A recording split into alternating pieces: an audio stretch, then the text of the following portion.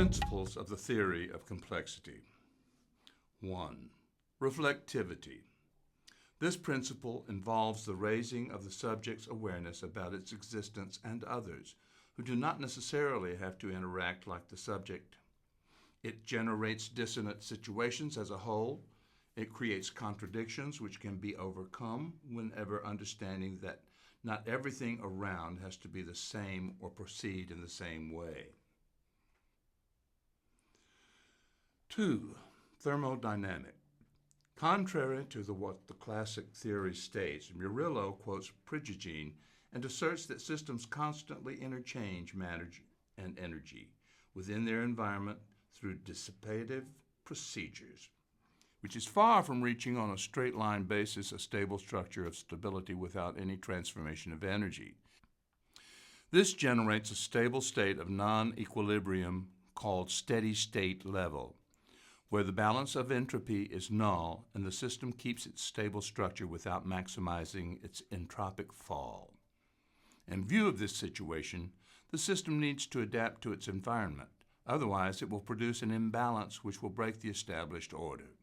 Before this situation, a second law states that the information provided by the environment about the behavior of the system is exactly the same information the system provides about the behavior of the environment. It means that we are facing the interrelation between the system and the environment, where both are being affected by each other. What the paradigm of complexity states is that the subject represents a system interrelated with the whole, where it is a constructor as well as is constructed. Morin, who was the author of this paradigm, argues that talking about complexity is confronting the situation from a simple standpoint. In other words, what is considered complex or with a structure is nothing but that what surrounds us. It is what we are immersed in daily. It is the whole universe which environs us and tells us how to behave, proceed, and recognize ourselves capable of interacting with our peers, acknowledging them for their participation and performance in our own environment. The most complex thing turns out to be the simplest, even though it seems the opposite, and there is where the complexity lies. Morin states that the complexity is unsimplifiable. This concept is very interesting because it forces us to gather notions that are excluded in the environment of the principle of simplification/reduction. As a result, within this paradigm, we emerge from duality, where the one is no longer the thinking object and observer, whereas the whole is the observed object. Within the complex thought, men are in their environment establishing the relationship subject-object, observer and observable. It is seen as complex because it states a mutual implication. Therefore, a necessary conjunction in between notions that are usually set in disjunction. As stated earlier, in this paradigm, the subject is considered a system since it is always interrelated to its environment. Hence, the role of communication has to be reconsidered in such a paradigm. When we discuss communication based on the theory that supports it, we refer to that studies the ability possessed by some human beings to interact with others, interchanging information. We should add that the skills human beings have to communicate is implicit in the attitude of any living being, the one of being a part of a matter as well as the energy in everything that implies producing signals. Not only does the theory of communication refer to this relationship, but it also studies quite diverse objects. When communicating, material substances are used upon which the actor takes action to produce expressions. Energy is handled from where the signals are coming from, and biological or technological gadgets interfere to make communicative interaction possible. This refers to the man's ability to assimilate, process, and metabolize reality through the comprehension and internalization of information given by the surrounding environment. In other words, the information received from the individuals and the media which he/she interacts with. Within this relationship, there is once again complexity. From this point of view, the awareness of the information of a system is the same as the understanding of its order. This understanding is focused on two topics. First is how the organization of a system of signals is drawn upon by subjects to create information. It allows them to refer to the organization, the order, and the complexity of another system. For example, the system of its own relationships, the system of its interaction with their environment, the system of their knowledge, etc. Second is the manner in which the system of communication is organized, which includes subjects, expressive substances, expressions, instruments, and representations. The system is organized and becomes reorganized by the subjects in order to be useful for the communication and the way the system relates with others. Based on the theory of communication and what was stated in previous paragraphs, we can incorporate the self-conscious system, another idea of Marin. Here, the message is part of the movement of information, where the entire universe is crossed by messages which come and go in all respects. The dynamic relationship between a communicative unit and the environment is articulated like the subjects perceive the social world in an intersubjective relationship. The communicative unit is understood as an emerging way of social action, element, system, and the dynamic of networks. And the environment is where the communication process takes place.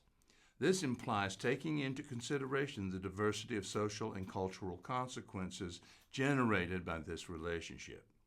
This diversity confronts the subject with the avatars of its complexity, allowing relationships to invigorate in a process of constant reciprocal affectation in its reshaping like a social being. Communication can be studied systematically because it is an organized object of study, taking into consideration the selection, the distinction, and the relationship manifested among each other so as to be explained as a consequence of belonging to the system.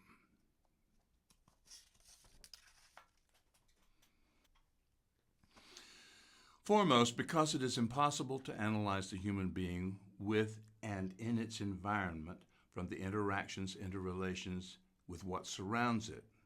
Therefore, we can state that 1. The practice of communication always assumes the participation of more than one component. 2. The components of any communication system in the communicative practice are always organized. Each communicative system necessarily implies the existence of specific selected components so that it can fulfill its function. Consequently, following this paradigm where it is understood that the whole is related with each of the parts that give shape to it, and that the interaction of the subject with those objects surrounding it in its immediate environment, they are giving way to different forms of interaction of the individuals and the environment. 3.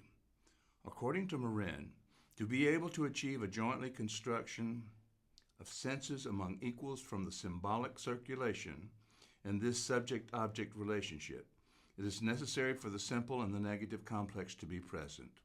This is the reason why he asserts that complexity is just a notion which first definition cannot be anything but negative.